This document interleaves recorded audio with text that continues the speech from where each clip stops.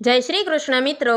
તો આજે આપણે મહાદેવના 12 જ્યોતિર્લિંગમાં 11મા સ્થાને આવતા રામેશ્વરમ જ્યોતિર્લિંગનો ઇતિહાસ અને રામેશ્વરમ જ્યોતિર્લિંગની ઉત્પત્તિ કેવી રીતે થઈ હતી તે જાણીશું.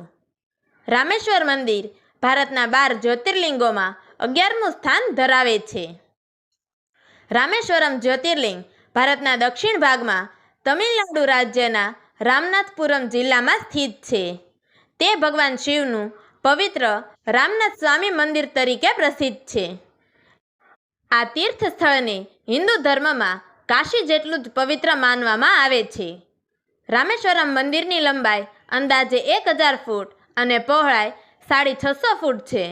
તો હવે આપણે રામેશ્વરમ જ્યોતિર્લિંગની સ્થાપના કોણે કરી અને કેવી રીતે થઈ હતી તે જાણીશું. રામાયણમાં વર્ણવાયું છે કે લંકાપતિ રાવણે માતા સીતાનું અપહરણ કર્યું હતું.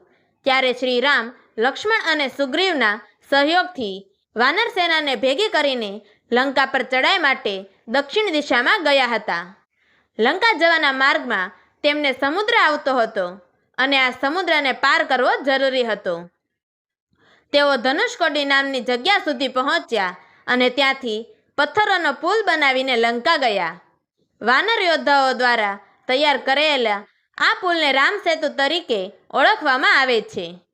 લંકામાં ભગવાન શ્રી રામ અને રાવણ વચ્ચે ભયાનક યુદ્ધ થયું.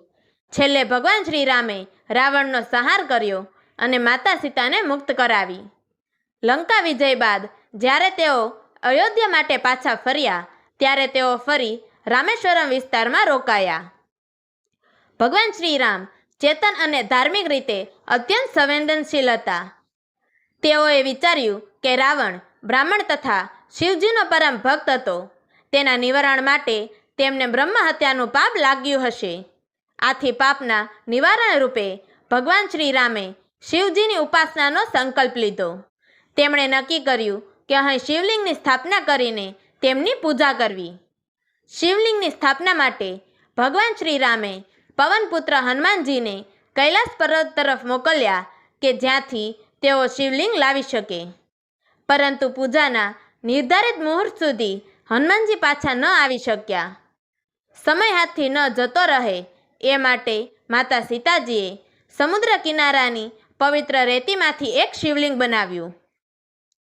ત્યારબાદ ભગવાન શ્રી રામે ઋતુકાળ મુજબ પવિત્ર વિધિથી શિવલિંગની સ્થાપના કરી અને આરાધના શરૂ કરી.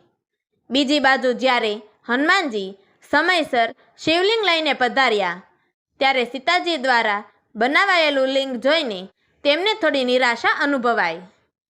તેઓએ મનમાં વિચાર્યું કે તેમની શ્રદ્ધાપૂર્વક લાવેલ શિવલિંગ તો હવે સ્થાપિત પણ નહીં થાય. આથી તેઓ થોડી અસહમતિ વ્યક્ત કરતા દેખાયા. ભગવાન શ્રી રામે તેમના ભાવને સમજીને પ્રેમપૂર્વક સમજાવ્યું અને કહ્યું કે તેઓ હનુમાનજીના લાવેલ શિવલિંગની પણ બાજુમાં સ્થાપના કરશે. વધુમાં તેમણે આજ્ઞા આપી કે ભવિષ્યમાં આ સ્થળે શ્રદ્ધાપૂર્વક હનુમાનજીના લાવેલ શિવલિંગની જ પ્રથમ પૂજા કરવામાં આવશે. આ રીતે માતા સીતાજી દ્વારા બનાવેલું રેતીનું લિંગ રામલિંગમ તરીકે અને હનુમાનજી દ્વારા લાવેલું લિંગ વિશ્વલિંગમ તરીકે ઓળખાયું. આજ સુધી પણ શ્રી રામેશ્વરમ મંદિરમાં પ્રથમ પૂજા વિશ્વલિંગમની થાય છે અને ત્યારબાદ રામલિંગમની આરાધના થાય છે. આ ઘટના માત્ર ભગવાન રામ અને ભગવાન શિવ વચ્ચેની ભક્તિનો મહિમા નહીં પણ શિષ્ય અને ગુરુ જેવી ભાવના ધરાવનારા ભગવાન રામ અને હનુમાનજી વચ્ચેના પારસ્પરિક સન્માનનું પણ ઉત્તમ દ્રષ્ટાંત છે. ભગવાન રામ અને ભગવાન શિવ બંને એકમેકના ભક્ત હતા. ભગવાન રામે શિવજીની પૂજા કરી અને શિવજીને રામેશ્વર એટલે કે રામના ઈશ્વર નામ આપ્યું.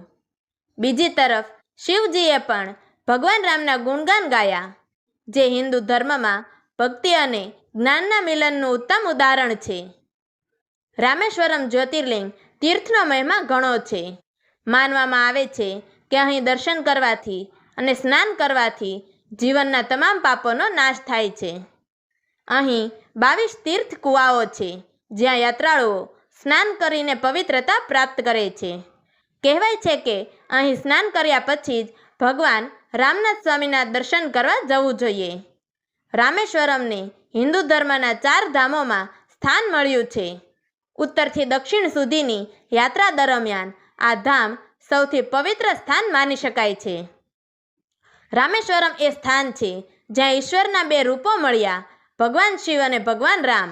જ્યાં ભક્તિ છે ત્યાં દેશ નથી, જ્યાં વિનમ્રતા છે ત્યાં પરમ તત્વ પ્રાપ્ત થાય છે. આથી રામેશ્વરમ માત્ર જ્યોતિર્લિંગનું સ્થાન નથી, પણ ભગવાન રામ અને ભગવાન શિવના સંગમનું પવિત્ર તીર્થ છે, જ્યાં ભક્તિ, વિનમ્રતા અને શ્રદ્ધાનું સંતુલન જોવા મળે છે. જ્યાં ભગવાન રામે ભગવાન શિવની પૂજા કરીને આપણને ભક્તિ અને ક્ષમાશીલતા શીખવી છે. તો આવતીકાલના વિડીયોમાં આપણે 12મું જ્યોતિર્લિંગ ધુષ્મેશ્વર મંદિરનો ઇતિહાસ અને ધુષ્મેશ્વર જ્યોતિર્લિંગની સ્થાપના કેવી રીતે થઈ હતી તે વિશે જાણીશું. તો મિત્રો, તમને અમારી આ વાર્તા પસંદ આવી હોય તો અમારી ચેનલને લાઈક કરજો, શેર કરજો અને 12 જ્યોતિર્લિંગનો સંપૂર્ણ ઇતિહાસ તેમજ અન્ય ધાર્મિક, પૌરાણિક અને ઇતિહાસની કથાઓ જાણવા માટે નીચે આપેલા બ્લેક બટનને ક્લિક કરી અમારી ચેનલને સબસ્ક્રાઈબ જરૂરથી કરજો. તો મિત્રો, અમારી આ વાર્તાને છેલ્લે સુધી સાંભળવા માટે તમારો ખૂબ ખૂબ ધન્યવાદ. જય શ્રી કૃષ્ણ. હર હર મહાદેવ.